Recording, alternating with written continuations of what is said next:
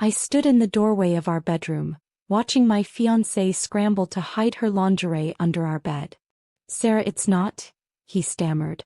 I cut him off with a laugh that surprised even me. "Don't bother, David. I already found her toothbrush in our bathroom cabinet." Bold move. I tossed my engagement ring, hitting him square in the forehead. 7 years, and I never knew you had such terrible taste in women. Both of us, really. I walked out with just my dignity intact. What I didn't expect. The desperate voicemails that would flood my phone the moment his perfect little affair came crashing down. But I'm getting ahead of myself. That confrontation was the culmination of 3 weeks of quiet investigation, ever since my phone pinged with a message that changed everything. I was at my desk finishing a presentation for the Henderson account, the one that would likely earn me the promotion I'd been eyeing for months. The notification came from an unknown number. "You deserve to know." Attached were 4 photos. David and a woman I recognized as Sarah from his office, entering a hotel, kissing in an elevator, his hand on her waist in a way that was unmistakably intimate. The 4th photo was a screenshot of text messages between them, planning their next rendezvous while I was scheduled to visit my parents. I remember setting my phone down carefully as if it might detonate. The Henderson presentation remained open on my screen, mocking me with its normalcy. My hands didn't shake. My eyes didn't tear up. Instead, something cold and clear settled in my chest. "Mia? Are you okay?" My assistant Jen was standing at my door, concern etched across her face. I realized I'd been sitting motionless for nearly 15 minutes. Yes, just processing some unexpected information. I attempted a smile that must have looked ghastly because Jen actually took a step back. "Do you need anything? Water? Coffee? Just privacy for a moment, thanks." As soon as she left, I picked up my phone and typed a response. "Who is this?" The reply came immediately. "Someone who thinks you're too good for him." "I'm not doing this to hurt you." I almost laughed. Too late for that consideration. "Why now?" "Because he's talking about having a baby with you while he's still seeing her." That's when the first tear escaped. David and I had started trying for a baby 3 months ago. I'd stopped taking birth control. We'd converted the guest room into a nursery planning space. I'd already bought a tiny pair of shoes that I kept hidden in my desk drawer, waiting for the moment I could surprise him with the news. I wiped my face and took a screenshot of the conversation. Then I blocked the number. Not because I didn't believe it, the evidence was damning, but because whoever it was had done their part. The rest was up to me. That evening, rather than confronting David immediately, I kissed him hello and asked about his day. He told me about a difficult client meeting that ran late. I nodded sympathetically while mentally cataloging the lie. "Henderson presentation tomorrow?" he asked, rubbing my shoulders as I pretended to review my slides. Make or break for the promotion." I leaned back into his touch, studying his face for signs of guilt. There were none.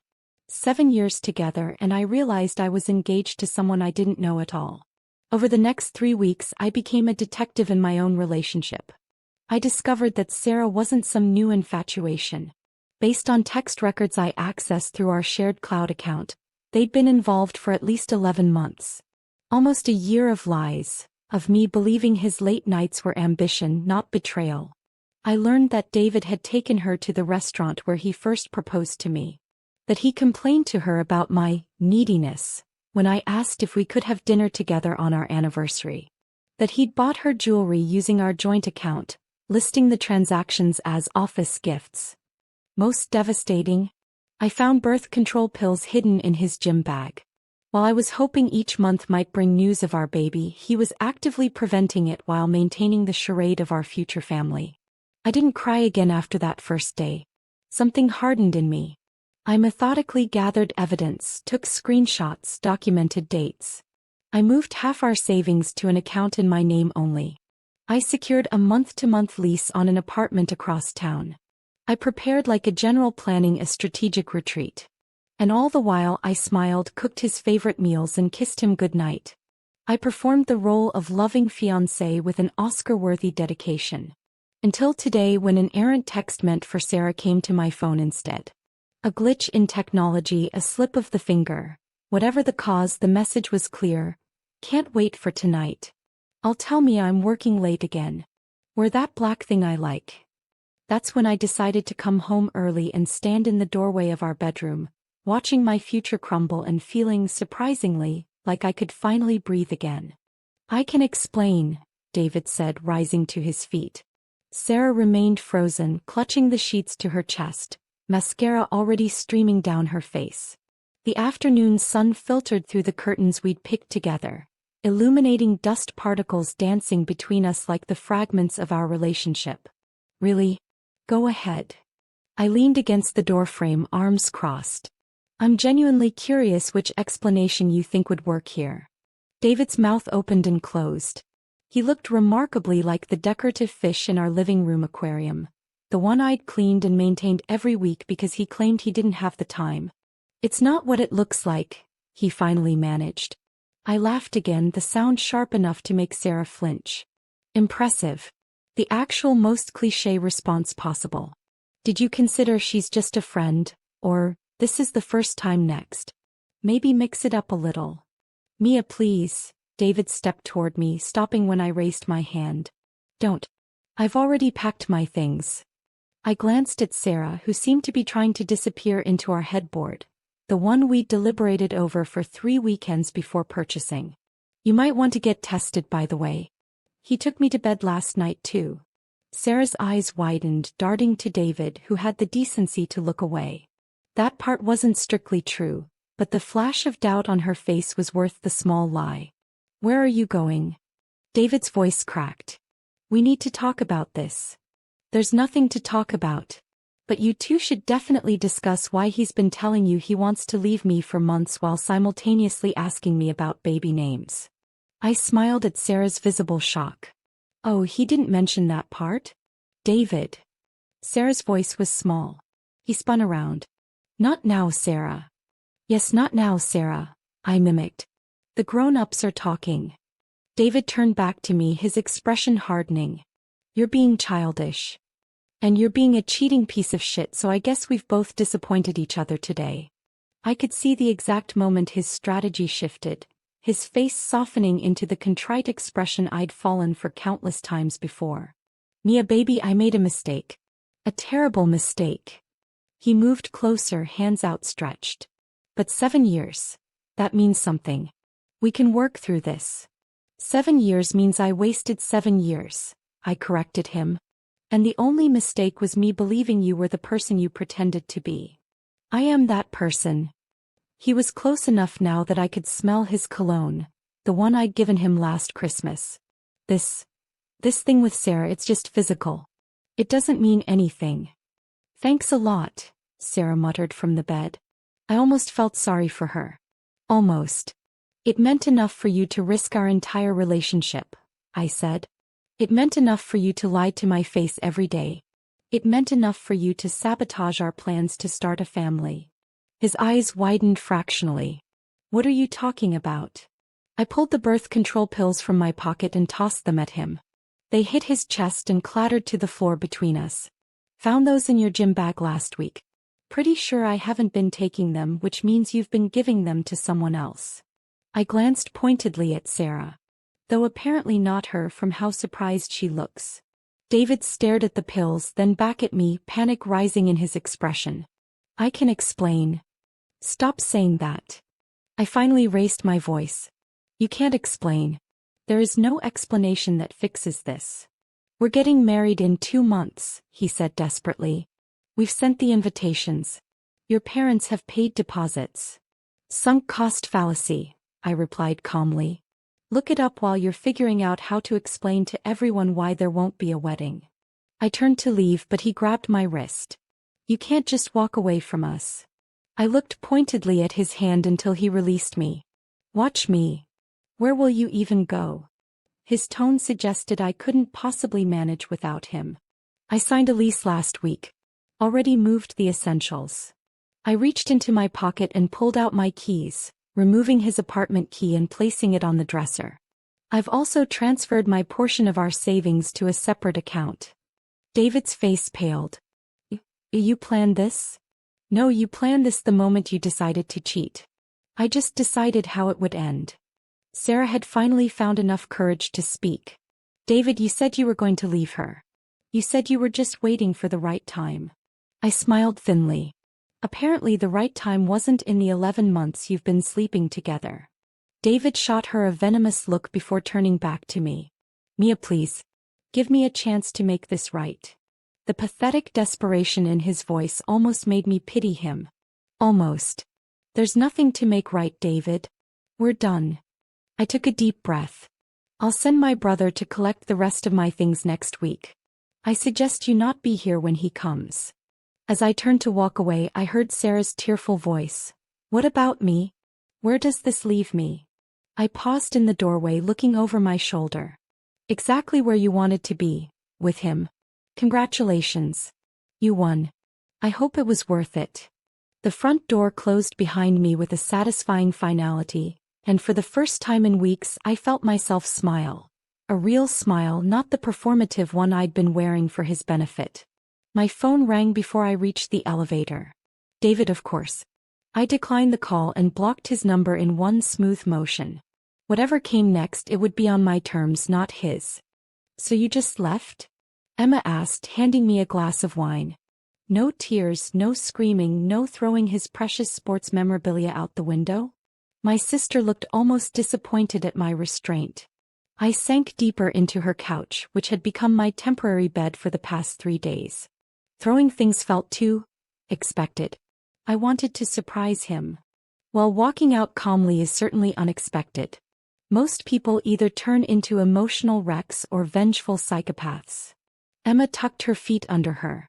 I'm weirdly proud of you, but also a little concerned. When's the breakdown coming? Who says it's coming? I sipped my wine, avoiding her eyes. Mia. Emma's voice softened. You found your fiancé in bed with another woman after 7 years together. 2 months before your wedding. You're allowed to fall apart a little. I cried in the shower this morning. Does that count? Emma studied me. If by cried you mean sobbed until your ribs hurt, then maybe. My phone buzzed for the 20th time that day. Another blocked number. David trying different phones to reach me. I turned it face down without looking. 53 calls since yesterday, I said. Plus 28 text messages from numbers I don't recognize, and he somehow found my email address from college. Persistent bastard. He's panicking. The invitations went out last week. His parents have already booked their flights from Sydney. I managed a hollow laugh. Can you imagine the conversation he's having with them right now? Good. Let him panic. Emma topped off my wine. Have you told Mom and Dad yet? I shook my head. I need a script first. Something between your daughter's life is imploding, and don't worry, I've got this completely under control. Which is it? Both? Neither. I rubbed my temples. I honestly don't know. I feel numb. Like I'm watching someone else's disaster movie. The doorbell rang and Emma went to answer it. A moment later, Kai burst in with 2 grocery bags and a determined expression. I brought breakup essentials, he announced, unpacking onto Emma's coffee table. Ice cream, chocolate, face masks, vodka, and the complete first season of Revenge. He looked up at me. How are we doing? Scale of 1 to hiring a hitman? Despite everything, I laughed. Maybe a 6. Considering petty theft? Perfect. We can work with that. Kai pulled me into a fierce hug. I'm so sorry, honey. What a spectacular asshole. Thanks for coming, I murmured into his shoulder. As if wild horses could keep me away. He released me and assessed my appearance. 3 days of Emma's cooking and no proper skincare regimen? Intervention time. For the next hour, Kai applied face masks and reorganized Emma's guest room to make it more Mia-friendly, while Emma cooked dinner. It felt almost normal until my phone rang again, this time with a name I recognized. It's Marcus, I said, staring at David's brother's name on my screen. Spy from the enemy camp, Kai declared. Don't answer. But I was already picking up. Marcus. Mia, thank God. His voice was strained. Are you okay? I've been worried sick. I'm fine.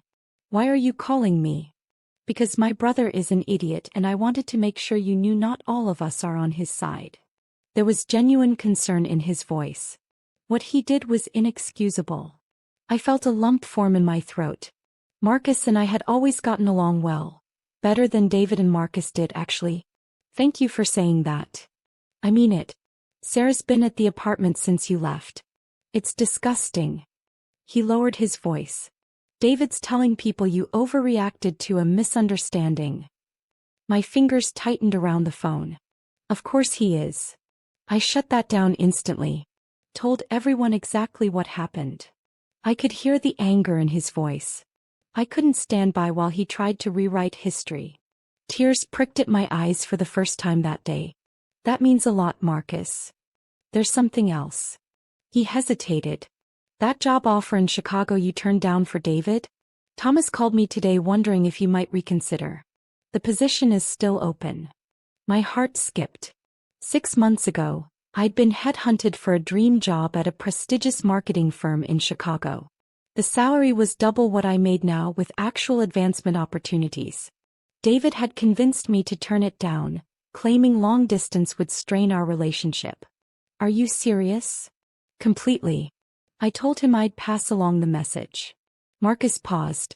For what it's worth, I think you'd be brilliant there. After we hung up, I sat in stunned silence while Kai and Emma watched me expectantly. Well, Emma prodded. I have a second chance at the Chicago job. The words felt surreal coming out of my mouth. The one David guilt tripped you out of taking? Kai's eyes widened. Holy karma, Batman. You have to take it, Emma said immediately. Fresh start, new city, massive career upgrade. But my life is here, I protested weakly. Your old life was here, Kai corrected. Your new life can be anywhere you damn well please. Emma sat beside me. Mia, in the 7 years you were with David, how many compromises did you make? How many opportunities did you pass up? How many times did you make yourself smaller to fit into the space he allowed you? The questions hit like body blows because I knew the answer.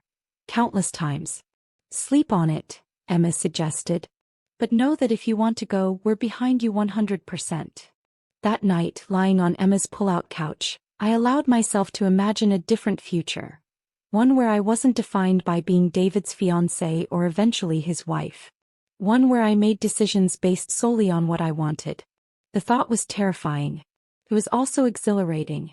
I fell asleep with Chicago on my mind and for the first time since walking out of our apartment, hope in my heart. 1 week after I walked out, the first bouquet arrived at my office. 24 long-stemmed roses with a handwritten note. Please call me. I'm dying without you. D. I donated the flowers to the hospital across the street. The next day it was lilies, my favorite, which he'd only bothered to remember now. The day after that, an edible arrangement delivered to the conference room during a client meeting. Secret admirer? My boss asked with a smile. Groveling ex, I replied, offering her a chocolate-covered strawberry. My phone had finally stopped ringing constantly after I changed my number, but David found new ways to invade my space. He emailed my work account. He sent messages through mutual friends.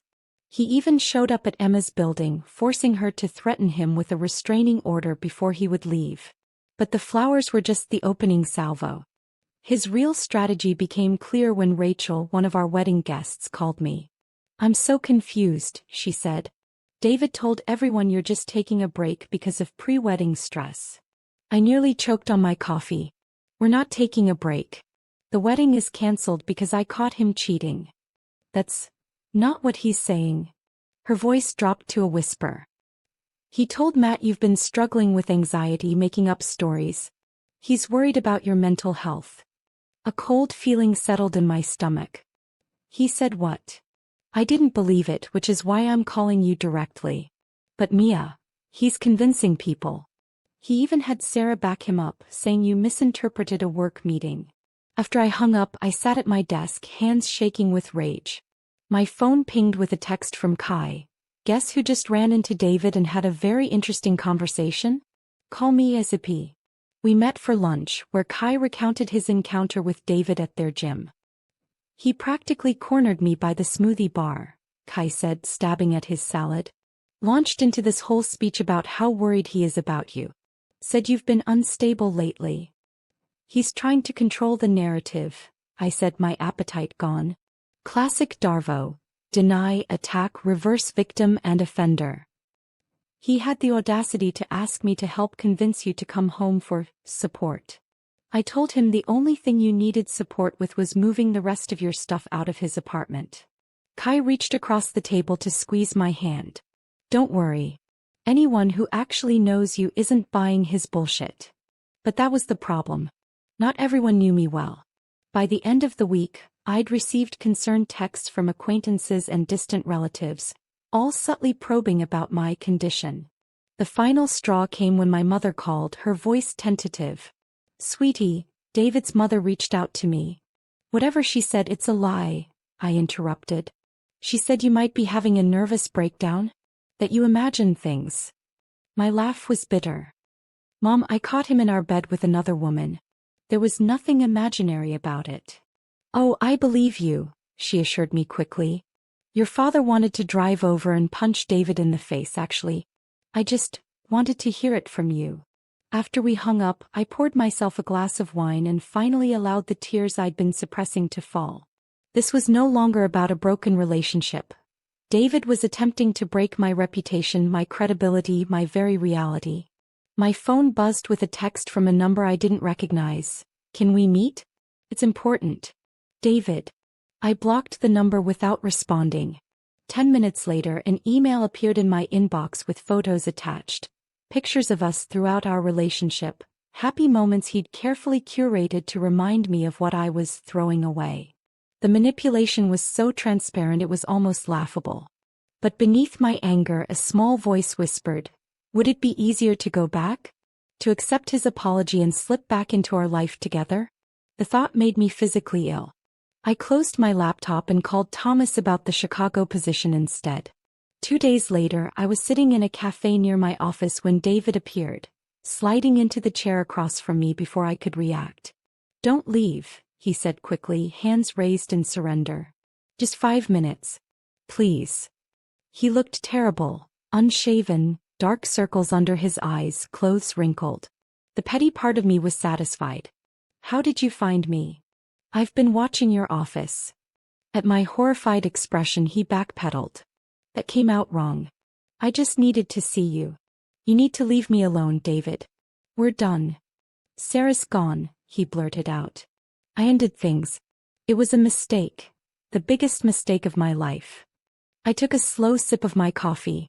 Congratulations on your newfound integrity. It doesn't change anything between us. Of course it does, he insisted, leaning forward. I love you, Mia. Only you. I've always loved you. If that's true, it makes what you did even worse. He reached for my hand, but I pulled it away. People make mistakes, he said. You've made mistakes too. Don't you dare equate whatever perceived mistakes I've made with sleeping with another woman for nearly a year. My voice was low but sharp. And don't pretend you're sorry for the affair. You're only sorry you got caught. That's not fair, he protested. I'm doing everything I can to make this right. Including telling people I'm mentally unstable? That I imagined finding you in bed with Sarah. He had the grace to look ashamed. I panicked. I didn't know what to say to people. How about the truth? I'm telling the truth now. To you. His eyes welled with tears.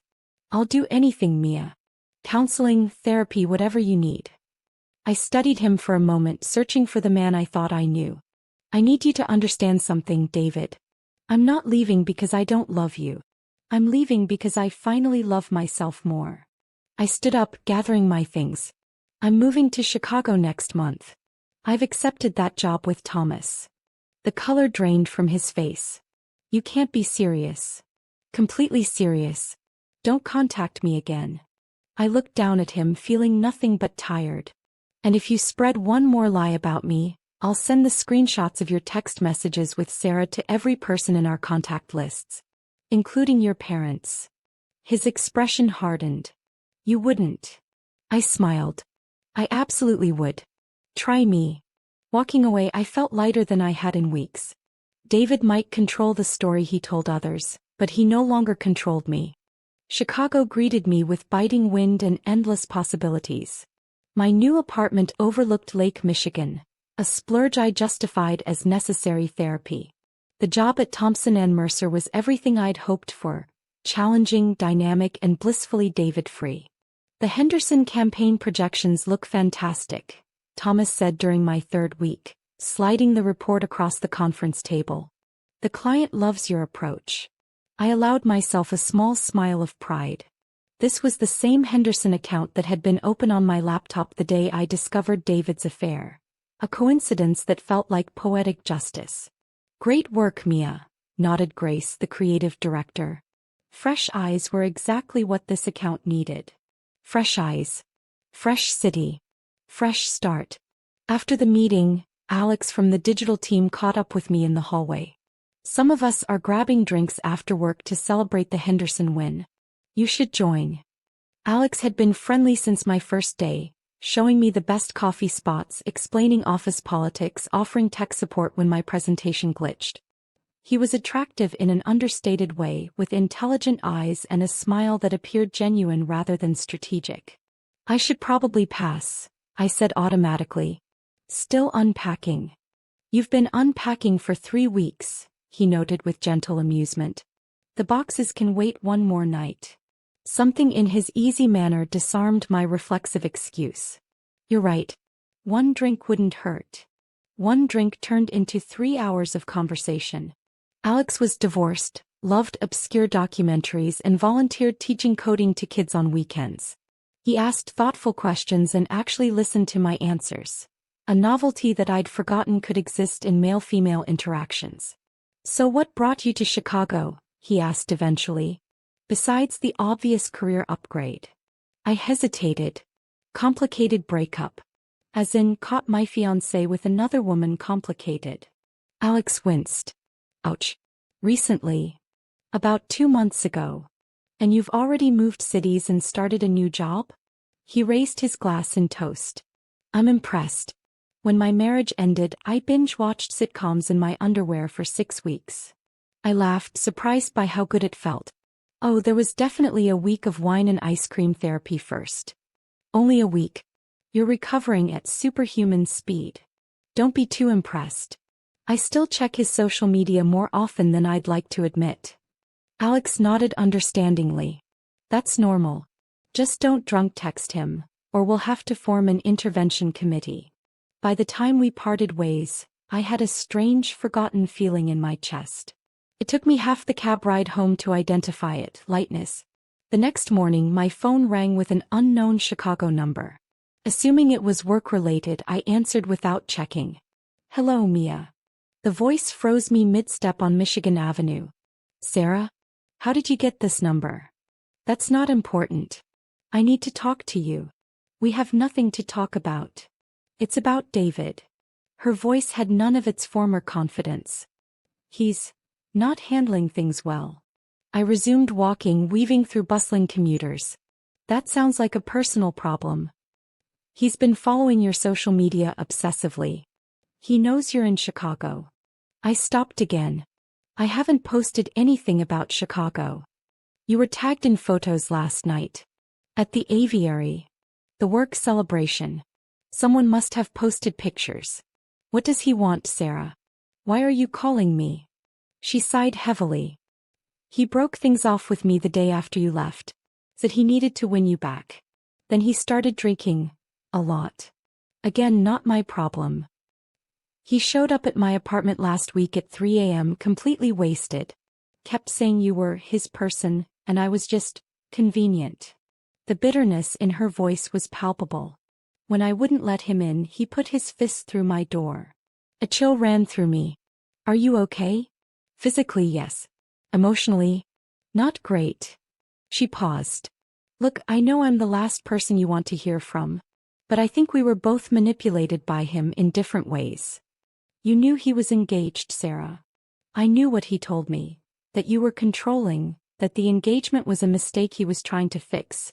That you refused to end things officially because you were emotionally unstable. My blood boiled. And you believed that? I wanted to, she admitted. He's very convincing.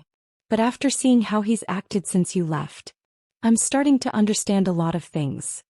I reached my office building, ducking into the lobby.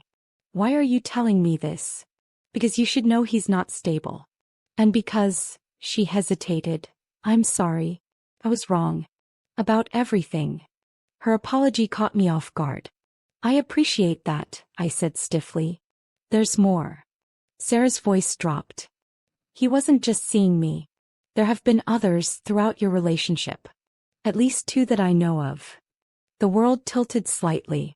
One affair was a betrayal. Multiple affairs was a pattern. A character defect. How do you know this? He kept mementos. I found a box when I was getting my things from his place. Photos, hotel receipts, little tokens. It was like a trophy collection. I leaned against the lobby wall, suddenly dizzy. Why should I believe you?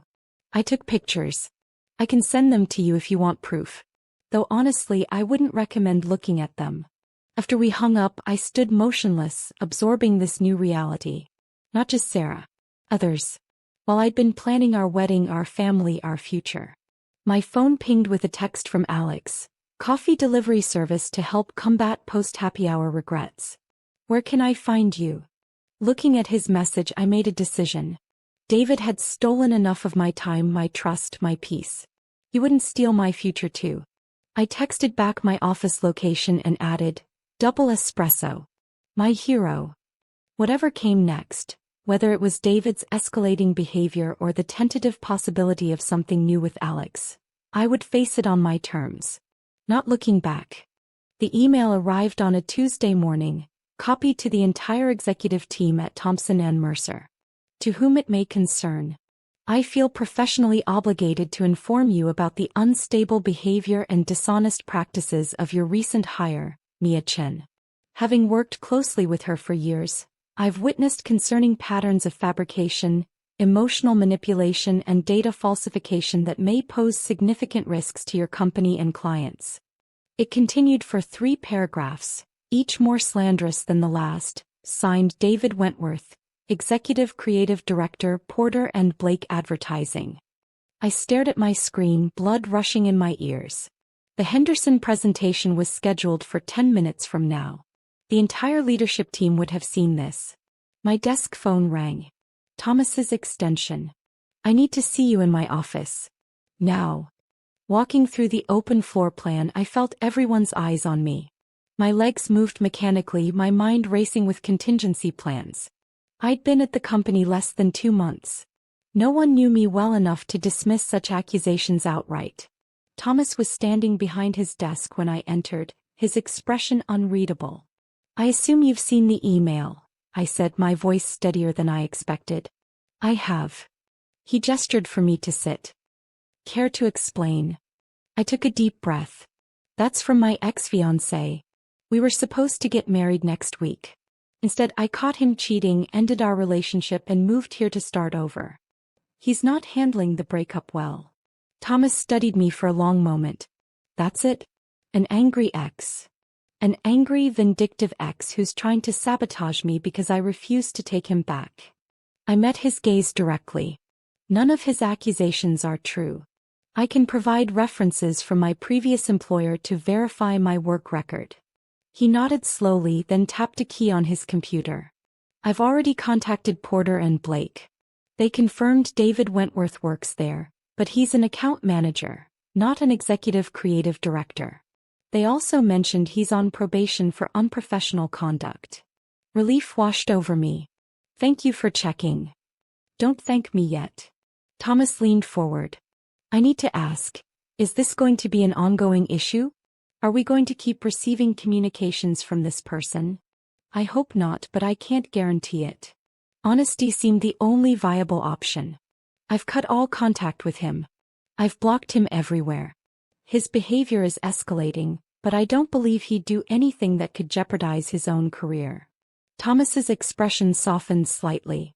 Clearly, he already has. The Henderson presentation went forward as scheduled. I delivered it flawlessly, fueled by a combination of anger and determination. Afterward, Thomas pulled me aside. Good work in there. Consider the matter closed unless something else happens. But something else did happen. That evening, Alex and I were leaving the office together when a familiar figure appeared by the revolving doors. Mia. David looked haggard, unshaven, wearing a rumpled suit that had once been immaculate. "We need to talk." I froze. "How did you find my office?" "It wasn't difficult." His eyes shifted to Alex, narrowing. "Who's this?" "None of your business," I said evenly. "You need to leave." "Not until we talk." David took a step forward, his expression darkening. "Is this why you left?" "For him." Alex moved slightly in front of me. "Sir, I think you should go." "Stay out of this," David snapped. "You have no idea what's happening here." "I know enough." Alex's voice remained calm. "I know you're harassing her at her workplace. I know security is on speed dial." David laughed bitterly. "She's got you fooled too, huh? Did she tell you she abandoned me 2 months before our wedding? Did she mention—" "She told me everything," Alex interrupted. "Including finding you in bed with another woman." David's face contorted. "She's lying. She makes things up when it suits her. Ask her previous employer." "Porter and Blake?" I cut in. "Where you're an account manager, not an executive creative director. Where you're on probation. They've already been contacted after your little email stunt this morning." I saw the realization hit him. His attempt to destroy my career had backfired completely. "You think you're so clever," he hissed. "You think you can just walk away and start over? After everything I did for you? What exactly did you do for me, David? Lie? Cheat? Manipulate me? Try to convince everyone I'm crazy?" My voice remained steady despite the adrenaline coursing through me. "You've done me one favor, showing me exactly who you are." His face reddened. "You ungrateful bitch. You'd be nothing without me." Several colleagues had stopped to watch the confrontation. David, realizing his audience, attempted to regain composure. "I just want to talk," he said, lowering his voice. "Privately. 5 minutes." "No. Mia, please." She said no. Alex stepped fully between us now. David's control snapped. He shoved Alex backward. "Get out of my way." Security appeared almost instantly, 2 guards flanking David. "Sir, you need to leave the premises." "Do you know what she did to me?" David shouted as they escorted him toward the exit. "She's ruined my life. Mia. This isn't over." The lobby fell silent after he was gone. Colleagues pretended not to stare as they dispersed. Alex turned to me, concern etched on his face. "Are you okay?" I nodded, unable to speak immediately. The public scene was precisely what I'd feared. My personal chaos spilling into my professional sanctuary. "I'm sorry," I finally managed. "You shouldn't have been dragged into this." "I'm not." Alex's expression was serious. "But Mia, that wasn't normal behavior. He seemed dangerous." "I know." I gathered my composure, my mind racing through practical next steps. "I'm calling my lawyer tomorrow about a restraining order." As we walked to the parking garage, Alex spoke carefully. "You should document everything.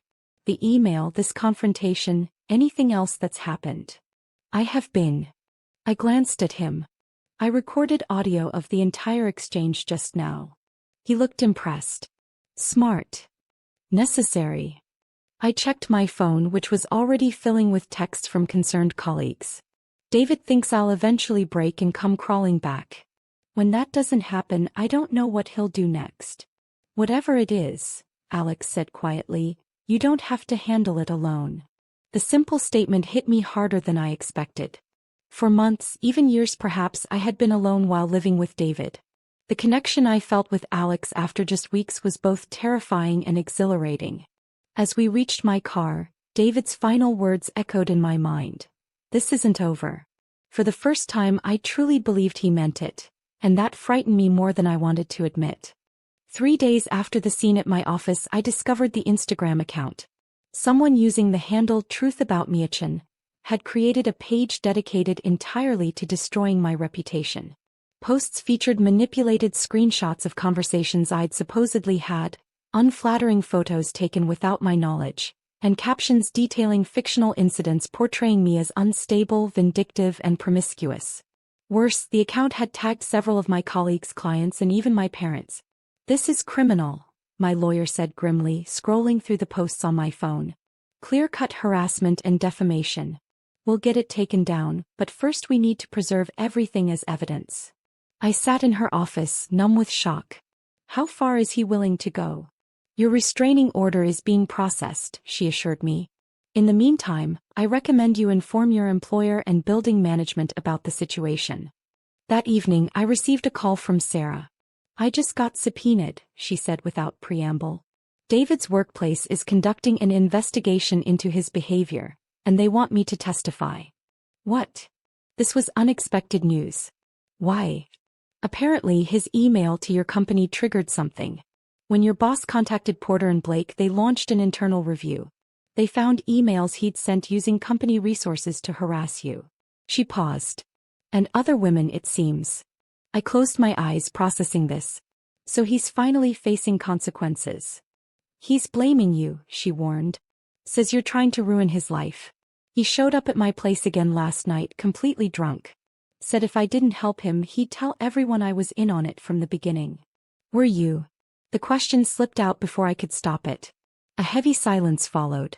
"Not at first. But eventually, yes. I knew you existed and I let myself believe his lies because I wanted to." Her voice cracked. "I'm not proud of it. What are you going to do?" "Tell the truth," she said simply. "I've given his company everything. Texts where he discussed manipulating both of us, photos of the collection I mentioned, screenshots of him planning the fake Instagram account." I nearly dropped the phone. "He admitted to that?" "He's careless when he's drinking. Sent me photos of himself creating it, bragging about how he was going to make you pay." I heard her take a deep breath. "I'm sorry, Mia. I should have come forward sooner." After we hung up, I sat on my couch staring at nothing. My phone buzzed with a text from Marcus. "Need to talk. Can I call?" When I answered, his voice was tight with restrained anger. "I just confronted David about what he's been doing to you. It didn't go well." "What happened?" "I found him at our parents' house, drunk at noon. When I mentioned the Instagram account, he didn't even deny it. Started ranting about how you deserved it for humiliating him." Marcus sounded disgusted. I recorded the whole conversation. My heart raced. "You did." He admitted everything, Mia. The affairs, the lies, the harassment campaign. All of it. Even bragged about some of it. There was a pause. "I've already forwarded the recording to your lawyer. I hope that's okay." Tears welled in my eyes. "Why are you helping me?" "Because what he's doing is wrong," Marcus said simply. "And because I've watched him do this before. College girlfriend, then Alicia from his first job. I kept quiet then. I can't do it anymore." The next morning, as I was leaving for work, David was waiting by my car in the underground garage. "We need to talk." His voice echoed in the concrete space. He looked worse than ever. Unshaven, clothes wrinkled, eyes bloodshot. I took a step back, heart pounding. "Stay away from me, David. There's a restraining order being processed." He laughed bitterly. "Of course there is. You're determined to destroy me, aren't you? You're destroying yourself." I glanced around, relieved to see another resident entering the garage. I raised my voice slightly. "You need to leave.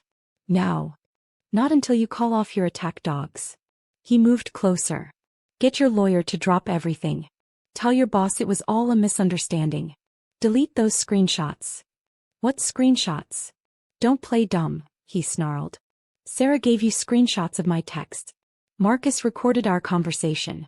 They're both trying to sabotage me." I felt for my phone in my pocket, subtly pressing record. "They're just telling the truth, David. Something you should try." "The truth." His laugh was unhinged. "The truth is you're a frigid, controlling bitch who drove me into other women's beds. The truth is you abandoned me 2 months before our wedding because you couldn't handle one mistake." "One mistake?" "You had multiple affairs throughout our relationship. You kept trophies, David. Like some kind of predator." He paled. "Who told you that?" "It doesn't matter. What matters is you need help and I can't give it to you." I took a deliberate step back. "This is the last time we'll speak. If you contact me again, directly or through fake accounts, All the evidence goes to the police. Something in his expression shifted. The charm that had once captivated me slid back into place like a mask. Mia, please. I'm falling apart without you. His voice softened, eyes glistening with tears. Everything I did, the accounts, the emails, it was just desperation. I love you. I've always loved you. For a fleeting second I remembered why I'd stayed with him for 7 years. The charisma, the vulnerability, the way he could make me feel like the only person in the world who could save him. Then I remembered the screenshots Sarah had sent. The receipts for jewelry I'd never received. Hotel charges from weekends he was supposedly working. Birthday dinners with other women on nights I'd eaten alone. Goodbye, David. As I walked away he called after me, his voice breaking. You can't just leave. I'll make you regret this. I swear to God, Mia. I didn't turn around, but I kept recording until I reached the elevator. My hands were steady as I pressed the button for the lobby. I didn't feel fear anymore. Only resolve. That afternoon I sent the recording to my lawyer with a simple message. I'm ready to file charges. 6 months later I stood in front of my bathroom mirror adjusting my earrings. My hair was shorter now, cut into a sleek bob that framed my face in a way David would have hated. He'd always insisted I keep it long. Nervous? Alex asked, appearing in the doorway. A little, I admitted. It's the first time I'll see most of these people since everything happened. You'll be the most accomplished person in the room. He stepped behind me, resting his hands lightly on my shoulders. And definitely the most beautiful. I smiled at our reflection. After 4 months of dating, things with Alex were easy in a way my relationship with David never had been. No walking on eggshells, no carefully managing his ego, no constant compromises that only went one way. It's not them I'm worried about, I said. It's him. Rachel's wedding invitation had arrived 3 months ago. I'd nearly declined, knowing David would likely be there too. But refusing to go felt like letting him win one more time, allowing him to shrink my world even further. He won't try anything, Alex assured me. Not with the restraining order and criminal charges pending. The aftermath of David's harassment campaign had been swift and severe. Porter and Blake had fired him after their investigation uncovered his systematic abuse of company resources to stalk and harass not just me, but 2 other ex-girlfriends. The district attorney had filed criminal charges for cyberstalking and harassment. His parents had finally cut him off financially after Marcus showed them the evidence of his behavior. Last I'd heard, he was living with a cousin in Arizona, working at an entry-level position at a local agency. The only job he could get after his reputation in our industry was destroyed. You don't have to go, Alex said gently. I want to. I turned to face him. I'm tired of organizing my life around avoiding him. The wedding venue was a restored historic mansion, elegant in that understated way Rachel had always preferred. As we entered the reception, I felt eyes turn toward us. A few former colleagues approached immediately, their hugs genuine. The Chicago Star returns. Jason from accounting embraced me warmly. How's the fancy new job? Less fancy, more fulfilling, I laughed. She's being modest, Alex chimed in. She just landed the Morgan account last week. Biggest client in the firm's history. I spotted Sarah across the room standing with a group of former coworkers. Our eyes met, and after a moment's hesitation she offered a small wave. I nodded in acknowledgement. We weren't friends, would never be friends, but there was a strange truce between us now. 2 women who had survived the same storm. Is he here? I asked Rachel quietly when we offered our congratulations. No, she answered firmly. We uninvited him after we heard what happened. Some people don't deserve second chances. The relief I felt was immense. Not because I was afraid to face him, but because I simply didn't want to waste any more energy on him. David had occupied enough of my thoughts, my time, my life. The evening progressed pleasantly, filled with good food, better wine, and conversation with people I'd genuinely missed. When Marcus arrived, he made a beeline for our table. Mia. He greeted me with a hug. You look incredible. Thanks for everything, Marcus, I said sincerely. Your testimony made all the difference in the case. He shook his head. I should have spoken up years ago. Saved you and others a lot of pain. You did the right thing when it counted. As the dance floor filled, Alex pulled me from my chair. One dance before we head out? In his arms, swaying to the music, I felt a contentment I'd almost forgotten was possible. Thank you for coming tonight, I murmured. Wild horses couldn't have kept me away, he replied, echoing Kai's words from months ago. Later, as we walked to our car under a canopy of stars, my phone buzzed with a text. I almost ignored it, but curiosity won out.